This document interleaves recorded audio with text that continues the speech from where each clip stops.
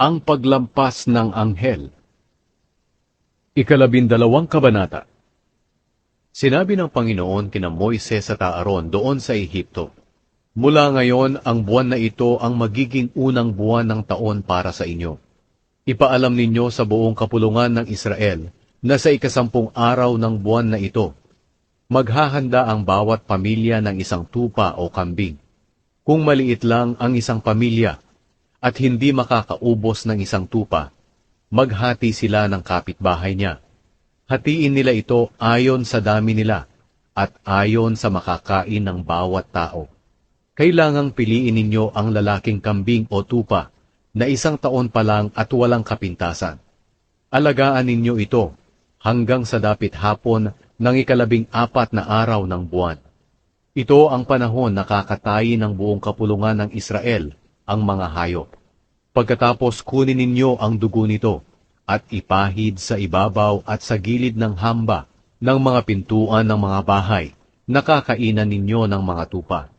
Sa gabing iyon, ang kakainin ninyo'y ang nilitsong tupa, mapapait na gulay at tinapay na walang pampaalsa.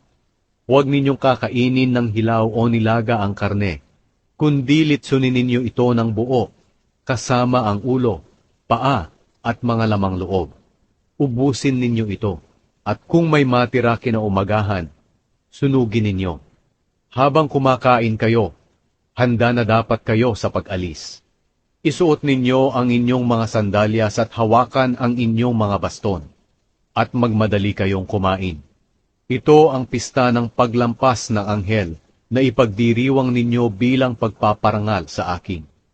Sa gabing iyon, dadaan ako sa Ehipto at papatayin ko ang lahat ng panganay na lalaki ng mga Ehipsyo, pati na ang panganay ng kanilang mga hayop. Parurusahan ko ang lahat ng Diyos ng Ehipto. Ako ang Panginoon. Ang dugong ipinahid ninyo sa hamba ng pintuan ninyo, ang magiging tanda na nakatira kayo roon. Kapag nakita ko ang dugo, lalampasan ko ang bahay ninyo.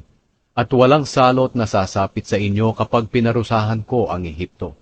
Dapat ninyong tandaan ang araw na ito magpakailanman. Ipagdiwang ninyo ito taon-taon bilang pista ng pagpaparangal sa akin. Ang tuntuning ito'y dapat ninyong sundin hanggang sa mga susunod pang henerasyon. Sa loob ng 7 araw, kakain kayo ng tinapay na walang pampaalsa. Sa unang araw, alisin ninyo ang lahat ng pampaalsa sa bahay ninyo. Dahil ang sino mang kumain ng tinapay na may pampaalsa, mula sa una hanggang sa 7 araw, ay hindi ituturing na kabilang sa Israel.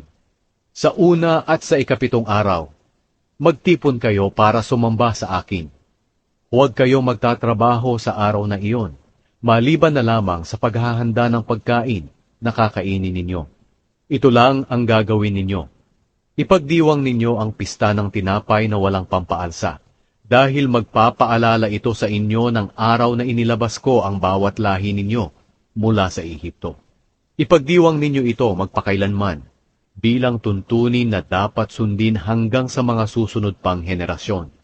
Simulan ninyong ipagdiwang ito sa dapit hapon ng 14 na araw ng unang buwan, hanggang sa dapit hapon ng 21 araw. Kakain kayo ng tinapay na walang pampaalsa. Sa loob ng 7 araw, dapat walang makitang pampaalsa sa bahay ninyo. Ang sinumang kumain ng tinapay na may pampaalsa, katutubo na Israelita man o hindi, ay ituturing na hindi na kabilang sa mamamayan ng Israel. Huwag na huwag kayong kakain ng tinapay na may pampaalsa sa panahon ng pista, saan man kayo nakatira. Pagkatapos ipinatawag ni Moises ang lahat ng tagapamahala ng Israel at sinabi, "Sabihin ninyo sa lahat ng pamilya ninyo na kumuha sila ng tupa o kambing at katayin nila para ipagdiwang ang pista ng paglampas ng anghel. Patuluin ninyo ang dugo nito sa mangkok. Pagkatapos kumuha kayo ng mga sanga ng isopo at isawsaw ito sa dugo at ipahid sa ibabaw at gilid ng hamba ng pintuan ninyo. At walang lalabas sa mga bahay ninyo hanggang umaga. Dahil dadaan ang Panginoon sa Ehipto para patayin ang mga panganay na lalaki ng mga Ehipsyo. Pero kapag nakita ng Panginoon ang dugo sa ibabaw at sa gilid ng hamba ng mga pintuan ninyo, lalampasan lang niya ang mga bahay ninyo at hindi niya papayagan ang mamumuksa na pumasok sa mga bahay ninyo at patayin ang inyong mga panganay na lalaki. Ang tuntuning ito'y dapat ninyong sundin at ng inyong mga salinlahi magpakailanman. Ipagpatuloy pa rin ninyo ang seremonyang ito kapag nakapasok na kayo sa lupaing ipinangako ng Panginoon na ibibigay sa inyo. Kapag nagtanong ang mga anak ninyo kung ano ang ibig sabihin ng seremonyang ito ang isasagot ninyo. Pista ito ng paglampas ng anghel bilang pagpaparangal sa Panginoon. Dahil nilampasan lang niya ang mga bahay ng mga Israelita sa Ehipto, nang patayin niya ang mga Ehipsyo. Pagkatapos magsalita ni Moises, yumukod ang mga Israelita at sumamba sa Panginoon. At sinunod nila ang iniutos ng Panginoon kina Moises at Aaron. Nang hating gabing iyon, pinatay ng Panginoon ang lahat ng panganay na lalaki sa Ehipto, mula sa panganay ng Paraon na tagapagmana ng kanyang trono, hanggang sa panganay ng mga bilanggo na nasa bilangguan. Pinatay din niya ang lahat ng panganay ng hayop. Nang gabing iyon, nagising ang Faraon at ang kanyang mga opisyal at ang lahat ng Ehipsyo. At narinig ang matinding iyakan sa Ehipto dahil walang bahay na hindi namatayan. Nang gabi ring iyon, ipinatawag ng Faraon sila Moises at Aaron at sinabi, "Umalis na kayo, lisanin na ninyo ang aking bansa. Umalis na kayo at sumamba sa Panginoon, gaya ng ipinapakiusap ninyo. Dalhin ninyo ang mga hayop ninyo, gaya rin ng pakiusap ninyo at umalis kayo. Pero ipanalangin ninyo, nakaawaan ako ng inyong Diyos." Pinagmadali ng mga Ehipsyo ang mga Israelita na umalis sa kanilang bansa. Dahil sabi nila, "Kung hindi kayo aalis, mamamatay kaming lahat." Kaya dinala ng mga Israelita ang mga minasa nilang harina na walang pampaalsa na nakalagay sa lalagyan. Ibinalot nila ito sa mga damit nila at pinasan. Sinunod ng mga Israelita ang sinabi sa kanila ni Moises na humingi sa mga Ehipsyo ng mga alahas na pilak at ginto at mga damit. Niloob ng Panginoon na maging mabuti ang mga Ehipsyo sa mga Israelita, kaya ibinigay ng mga Ehipsyo ang mga hinihingi nila. Sa ganitong paraan, nasamsam nila ang mga ari-arian ng mga Ehipsyo. Naglakbay ang mga Israelita mula Rameses papuntang Sukot.